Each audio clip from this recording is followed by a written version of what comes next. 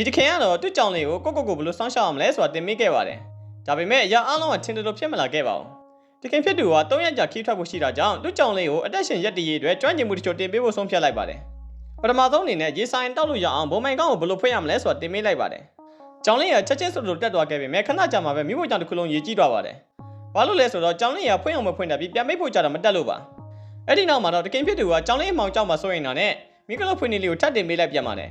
ကျောင်းလေးကချက်ချင်းပဲလွယ်တကူတက်မြောက်သွားခဲ့ပေမဲ့မိခလုတ်ကိုကစားစရာလို့ထင်ပြီးတစ်ဖက်ဖက်နဲ့ဇက်တိုက်ကိုဖွင့်ပိတ်လုပ်နေပါတယ်။မိုင်ရှင်လည်းနည်းနည်းတော့ဆူငေါက်ပြီးတဲ့နောက်မှာတော့ကျောင်းလေးတွေ3ရက်စာစားတော့တွေကိုပြင်ပေးလိုက်ပါတယ်။ဒါပေမဲ့လို့ကျောင်းလေးကတော့ဓာတ်တွေအကုန်လုံးကိုတရက်ထက်နဲ့အကုန်စားပစ်ပါတယ်။နောက်ဆုံးမှာတော့ပိုင်ရှင်ဖြစ်သူလည်းရွေးချက်စရာမရှိတော့တာနဲ့အလိုလျောက်စာကျွေးတဲ့ဆက်တစ်လုံးကိုဝယ်လိုက်ရပါတယ်။အဲ့ဒီဆက်ကအချိန်နဲ့မျှစာချပေးနိုင်တယ်လို့ကျောင်းလေးစာစားနေတာကိုလည်းကင်မရာနဲ့တစ်စင်လှမ်းကြည့်လို့ရပါတယ်။ဒါပေမဲ့ခီးတကထွက်ခါနေမှာတော့ကျောင်းလေးကတခင်နဲ့အတူလိုက်ချင်တာကြောင့်ခီးဆောင်အိတ်ထဲမှာကြိုတင်နေရယူပြီးသားဖြစ်နေပါတယ်။တကင်ဖြစ်သူကသူ့ကိုခေါ်သွားခြင်းပင်လည်းခေါ်သွားလို့ကမရပါဘူး